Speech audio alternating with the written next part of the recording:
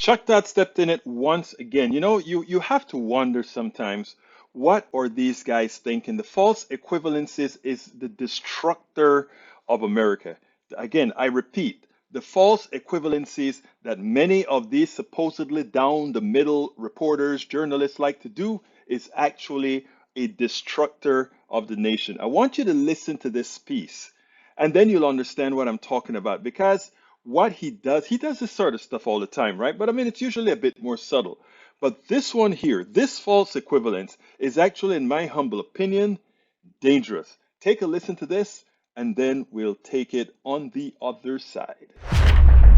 It's time for us to re-meet our midterm meter. If you don't remember, it's a tool that we cooked up in the political unit that plugs in the key data from our poll to understand and visualize how the political winds nationally are blowing for the president's party. So we'll give you a little midterm history here, if you will, to give you a sense of the different outcome ranges, all the way with exceptional performances by the president's party that limits the loss of seats in years like 1998 and 2002, and then the shellackings, where the president's party lost a massive number, particularly of House seats, like in 06, 18, and 10. As you can see here, the various shellackings. We're looking most closely here, 10 and 14 and 94. Those were three bad Democratic years when there was a Democrat in the White House, 18 and 6 when there were Republicans in the White House. So you can see where we are. So where are we right now with the new NBC News poll? The wrong track, sitting at 75%.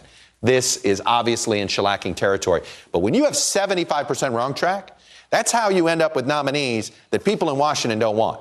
Okay, John Fetterman and Kathy Barnett are what you get when you get 75% wrong track. If this were 55% wrong track, you might get Connor Lamb and David McCormick, for instance. That's what 75% wrong track means. And by the way, good to see an incumbent lose tonight in a primary. These are terrible numbers for incumbents, whether you're in a primary or a general. The first thing that I want you guys to notice that he mentioned, he said, when you have numbers like this, you get people in Washington nobody wants. Wait a minute. I lost it. I forgot.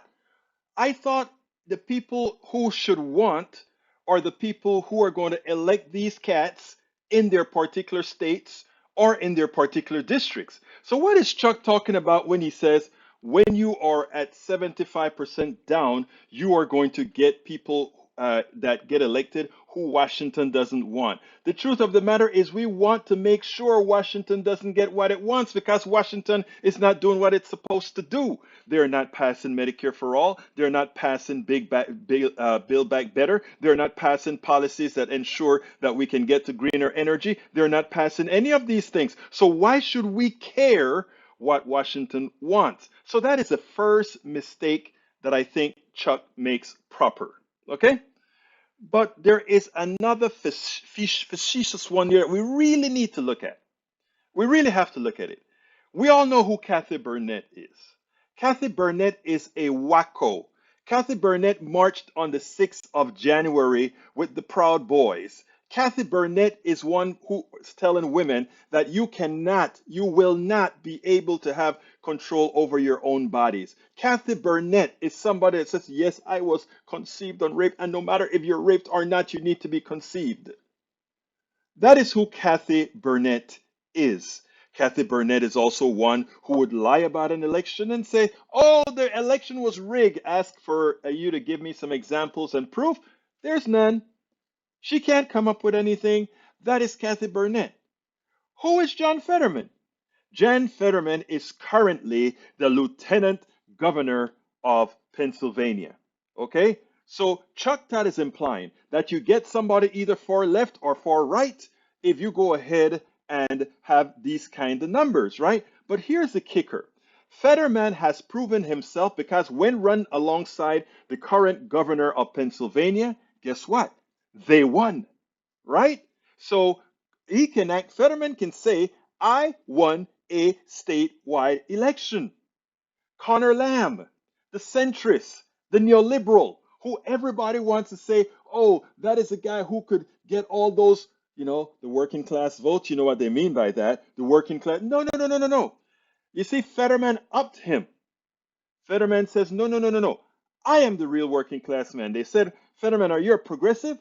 Fetterman didn't fall for the trap. They wanted him to create a progressive versus neoliberal argument, and then that would get into all kind of directions. He says, "I'm not a progressive," but guess what he told progressives after immediately in that sentence after he said, "I'm not a progressive." He said, "The Democratic, I used to be a progressive. The Democratic Party has reached where I am." In other words, yes, I'm a progressive, but I'm not going to let you use that soundbite in the next ad on me inside of Timbuktu, Pennsylvania. Because you guys have maligned progressives in Timbuktu, Pennsylvania. I am going to show these guys after being elected what an elected progressive is going to do for Pennsylvania. For you, Chuck Todd, my brother, to put Kathy Barnett in the same vein with John Fetterman is journalistic malpractice. One is a serious politician. One has been the lieutenant governor of Pennsylvania. He even won the bet against the lieutenant governor of Texas, Dan Patrick, by betting him that if you, Mr. Dan Patrick of Texas, who is going around the entire country telling Americans that there was voter fraud, if you find voter fraud anywhere in the Democratic Party, I'll give you, you get $25,000. Actually, that's not what the bet was. The bet was Patrick said, "I want to find voter fraud and I'll pay up to $2 million to find voter fraud." And Fetterman did find voter fraud. He found it, but it was Republicans voting twice. It was Republican voting for dead people. It was Republicans voting for Trump. That's the only fraud that's been found thus far in the 2020 election.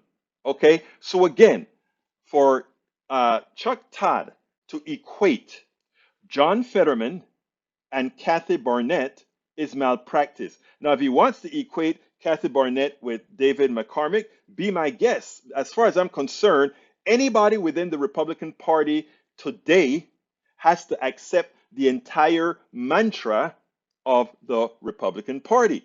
That's why you see smart ones like Liz Cheney and others have come out actively and said, this isn't what the Republican Party is supposed to be. You don't hear any of these other guys saying that. And therefore, they are in the same boat with Kathy Barnett.